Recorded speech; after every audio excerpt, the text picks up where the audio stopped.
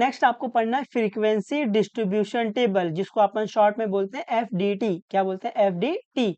तो frequency distribution table क्या है? Table use to represent the data in simple form is called frequency distribution table. तो एक ऐसा टेबल है जिसमें अपन जो डेटा रहता है, जो इन्फॉर्मेशन रहता है, उसको सिंप्लीफाई फॉर्म में रिप्रेजेंट करते हैं, तो उस टेबल को बोलते हैं फ्रीक्वेंसी डिस्ट्रीब्यूशन टेबल। ये समझा? फ्रीक्वेंसी डिस्ट्रीब्यूशन टेबल क्या है? Table use to represent the data in simple form is called frequency distribution table. उम्मीद आपको ये थोड़ा बहुत समझा है। नोट, फ्रीक्वेंसी क्या होता है ना? ये समझना बहुत इंपॉर्टेंट है। पूरे चैप्टर में फ्रीक्वेंसी फ्रीक्वेंसी फ्रीक्वेंसी फ्रीक्वेंसी चलेगा। तो फ्रीक्वेंसी क्या होता है? नंबर ऑफ टाइम डेटा अकर, है ना? जो आपका डेटा है वो कितनी बार आ रहा है, उसी को फ्रीक्वेंसी बोलते हैं। Number of time data repeat, आपका जो डेटा है वो कितनी बार रिपीट कर रहा है, उसी को फ्रीक्वेंसी बोलते हैं। ये समझा डेफिनेशन फ्रीक्वेंसी की?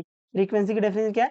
नंबर ऑफ टाइम डेटा अकर, है ना? आपका डेटा कितनी बार आ रहा है, या फिर आप ऐसे बोल सकते हो number of time data repeat, जो आपका डेटा है वो कितनी टाइम रिपीट कर रहा है, उसी को फ्रीक्वेंसी बोलते हैं। जैसे एग्जांपल के लिए आपको ये फर्स्ट दिया है 4,4,2,2,3,3 तो ये आपका डेटा है। डेटा क्या है? 4 है, 2 है, 3 है। तो अगर मैं पूछूं कि 4 की फ्रीक्वेंसी कितनी है, मतलब 4 कितनी बार आ रहा है, तो 4 कितनी बार है? 2 बार आ रहा है। तो 4 की फ्रीक्वेंसी कितनी है? 2 है। ये समझा आपको? तो 4 की फ्रीक्वेंसी कितनी है? 2 है। तो अगर मैं पूछूं कि 2 की फ्रीक्वेंसी कितनी है, तो फ्रीक्वेंसी मतलब 2 कितनी बार आ रहा है, तो 2 कितनी बार आ रहा है? 1 2 3। तो 2 की फ्रीक्वेंसी कितनी है? 2 की फ्रीक्वेंसी 3 है। आई होप आपको फ्रीक्वेंसी मतलब समझा। फ्रीक्वेंसी मतलब number of time data repeat, number of time data आकर, एक डेटा कितनी बार आ रहा है, वो उसकी फ्रीक्वेंसी हो जाती है। तो 2 की फ्रीक्वेंसी कितनी है? 2 की फ्रीक्वेंसी 3 है, क्योंकि 2 3 बार आ रहा है। तो 2 की फ्रीक्वेंसी कितनी है? 2 की फ्रीक्वेंसी 3 है। अभी डेटा 3, ये 3 की फ्रीक्वेंसी कितनी है? 3 की फ्रीक्वेंसी 2 है ना, क्योंकि 3 2 बार आ रहा है। तो 3 की फ्रीक्वेंसी कितनी है? 3 की फ्रीक्वेंसी 2 है। तो 3 की फ्रीक्वेंसी कितनी है? 2 है। उम्मीद आपको ये समझा है। आ जाएगा आपको ये? आ जाना चाहिए। तो अभी नेक्स्ट आपको पढ़ना है there are two type of frequency distribution table, है ना? जो फ्रीक्वेंसी डिस्ट्रीब्यूशन टेबल है वो दो टाइप का है। पहला क्या है? Ungrouped frequency distribution table. दूसरा क्या है? Group frequency distribution table. पहला क्या है? Ungrouped frequency distribution table. दूसरा क्या है? Group frequency distribution table. जो ये अनग्रुप फ्रीक्वेंसी डिस्ट्रीब्यूशन टेबल होता है ना, ये फॉर स्मॉलर डेटा होता है। जब आपका डेटा स्मॉल हो, जब आपका डेटा छोटा हो, तो अपन यूज करते हैं अनग्रुप फ्रीक्वेंसी डिस्ट्रीब्यूशन टेबल। और ये ग्रुप फ्रीक्वेंसी डिस्ट्रीब्यूशन टेबल कब यूज करते हैं? जब आपका डेटा बिगर हो, है ना? जो आपका डेटा है, जो इन्फॉर्मेशन है, वो बहुत सारा ज्यादा दिया हो, है ना? 4-5 लाइन में दिया हो, तो वो डेटा बहुत बड़ा हो जाता है। तो उस डेटा को रिप्रेजेंट करने के लिए अपन यूज करते हैं फ्रीक्वेंसी डिस्ट्रीब्यूशन टेबल। उम्मीद आपको समझा है ना? फ्रीक्वेंसी डिस्ट्रीब्यूशन टेबल क्या आता है? ऐसा टेबल जिसमें हम लोग डेटा को सिंपल फॉर्म में लिखते हैं, है ना? तो फ्रीक्वेंसी डिस्ट्रीब्यूशन टेबल क्या होता है? ऐसा टेबल जिसमें अपन डेटा को सिंपल फॉर्म में लिखते हैं, उसको बोलते हैं frequency distribution table. Frequency distribution table दो टाइप का होता है। पहला होता है अनग्रुप फ्रीक्वेंसी डिस्ट्रीब्यूशन टेबल। दूसरा क्या होता है? Group frequency distribution table. Ungroup frequency distribution table हम लोग फॉर स्मॉलर डेटा, जब डेटा छोटा रहेगा तो हम लोग अनग्रुप यूज करते हैं। जब डेटा बहुत सारा रहेगा, बहुत ज्यादा रहेगा, बहुत बड़ा रहेगा, तो अपन group frequency distribution table use करते हैं, है ना? ये क्या है मैं आपको समझाऊंगा, बस आपको सिर्फ ये फील लेते हुए चलना है कि जो फ्रीक्वेंसी डिस्ट्रीब्यूशन टेबल है वो दो टाइप का होता है, ग्रुप और अनग्रुप। ऐसे जो अनग्रुप होता है वो स्मॉलर डेटा के लिए होता है, जो ग्रुप होता है वो बिगर डेटा के लिए होता है। ऐसे तो अभी फर्स्ट आपको पढ़ना है अनग्रुप फ्रीक्वेंसी डिस्ट्रीब्यूशन टेबल। कौन कौन कौन फर्स्ट क्या पढ़ना है? Ungroup frequency distribution table. तो आपको पता है ungroup frequency distribution table for smaller data के लिए होता है। तो ये अनग्रुप फ्रीक्वेंसी डिस्ट्रीब्यूशन टेबल क्या है? Table in which we don't write the data in group, है ना? ऐसा टेबल जिसमें जो डेटा रहता है हम लोग उसको ग्रुप में नहीं लिखते हैं, तो ऐसे टेबल को क्या बोलते हैं? ऐसे टेबल को हम लोग बोलते हैं अनग्रुप है, जैसे इसका नाम ही है ना अनग्रुप, ग्रुप में नहीं रहना चाहिए। तो ऐसा टेबल जिसमें हम लोग डेटा जो रहता है, जो इंफॉर्मेशन रहता है, उसको ग्रुप में नहीं लिखते हैं, उसको बोलते हैं अनग्रुप फ्रीक्वेंसी डिस्ट्रीब्यूशन टेबल। या फिर आप इसको हिंदी में चाहिए तो ऐसे बोल सकते हो, यहाँ पर हम एक एक डेटा अलग अलग लिखते हैं। तो अनग्रुप फ्रीक्वेंसी डिस्ट्रीब्यूशन टेबल में जो एक एक डेटा है अपन उसको अलग अलग अलग अलग अलग अलग लिखते हैं। ये समझा? तो अभी format for ungroup frequency distribution table है ना, जब भी आपको अनग्रुप फ्रीक्वेंसी डिस्ट्रीब्यूशन टेबल बनाना रहेगा तो उसका फॉर्मेट ये है। तो अनग्रुप फ्रीक्वेंसी डिस्ट्रीब्यूशन टेबल के लिए 3 कॉलम आता है ना, ये आपको याद रखना है। अनग्रुप फ्रीक्वेंसी डिस्ट्रीब्यूशन टेबल के लिए कितना कॉलम आता है बेटा? 3 कॉलम आता है।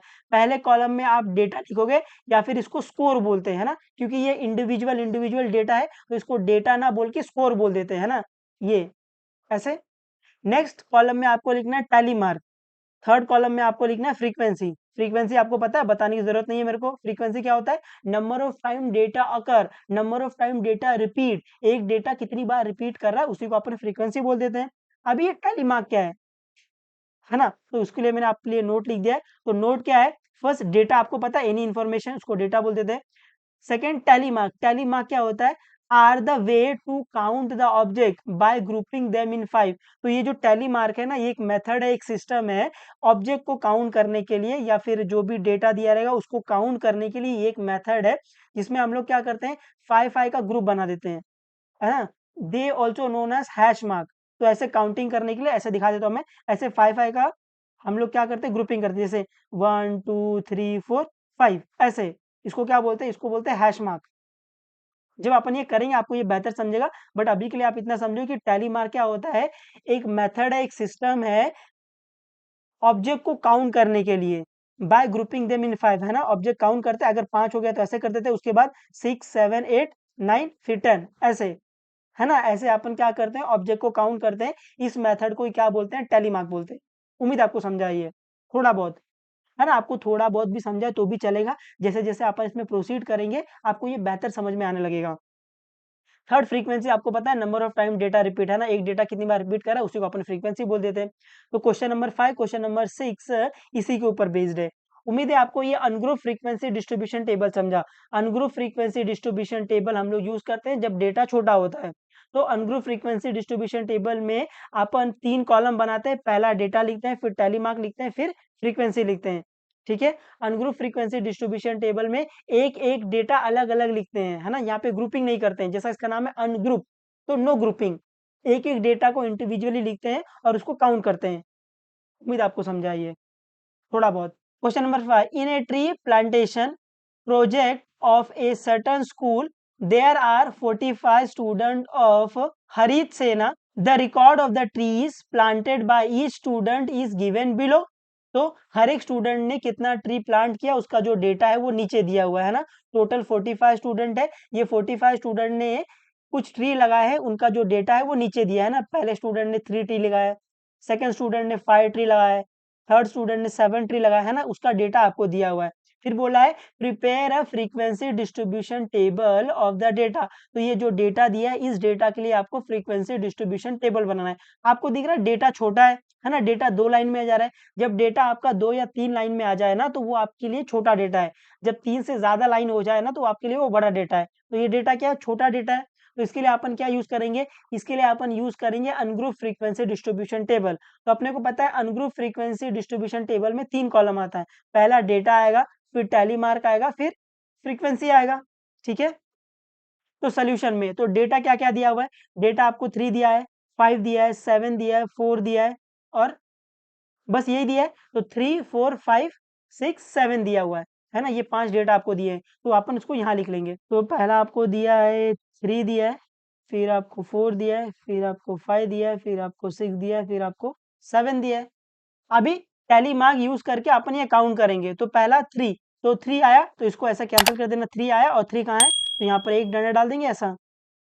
उसके बाद 5 आया तो 5 5 कहाँ इधर, तो एक डंडा यहाँ डाल देंगे। फिर 7 7 7 7 7 यहाँ आएगा एक डंडा। फिर 6 6 काट देंगे, 6 कहाँ आएगा इधर आएगा। फिर 4 4 4 4 4 यहाँ पे आएगा एक डंडा। उसके बाद 3 3 3 3 3 यहाँ पर एक और डंडा आ जाएगा।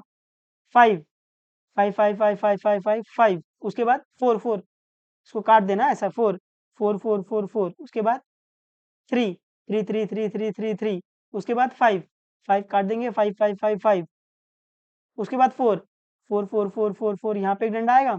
उसके बाद 7 7 7 7 7 यहाँ पर एक डंडा आएगा।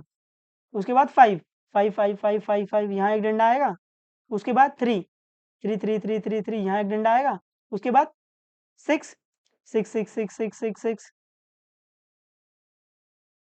यहाँ एक डंडा आएगा, उसके बाद वापस 6 6 6 6 6 6, यहाँ पे एक डंडा आएगा, उसके बाद 5 5 5 5 5 5, ये देखो 4 हो गया, तो अभी ये 5 आएगा तो आप इसको ऐसे कर दोगे, है ना? ये 5-5 का ग्रुप बनाते हैं अपन ऐसे। अभी 3 3, ये 4 हो गया तो ये 5 ऐसे, है ना? 5-5 का ग्रुप बनाते हैं ताकि काउंटिंग ईज़िली हो जाए। उसके बाद 4 4 4 4 4 4 4 इधर आएगा 4, उसके बाद 5 5 कहाँ है? 5 5 5 इधर, तो ये एक डंडा लगाएगा अभी। 7 7 7 7 7 7 यहाँ आएगा, उसके बाद 3 3, एक डंडा आएगा, उसके बाद 5 5 5 5 5 5 यहाँ आएगा, उसके बाद 6 6 6 6 6 6 6 6, उसके बाद 4 4 4 4 4, ये 4 हो गया तो ये 5 का ये ग्रुप बन जाएगा। उसके बाद वापस 4, वापस एक डंडा आगे आ जाएगा।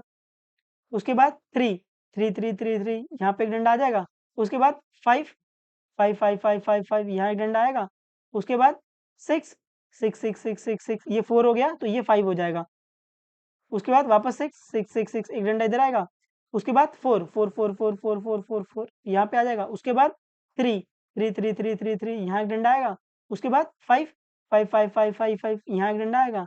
उसके बाद 7 7 7 7 7 7, यहाँ आएगा। उसके बाद 3 3 3 3 3 3, यहाँ आ जाएगा। उसके बाद 4 4 4 4, ये 4 यहाँ आ जाएगा।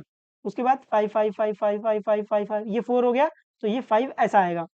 उसके बाद 7 7 7 7 7 का ये 4 हो गया तो 5 ऐसा आएगा, ताकि काउंटिंग में ईज़ी हो कि 5-5 का ग्रुप है। उसके बाद 6 6 6 6 6 6 6 6, यहाँ आएगा।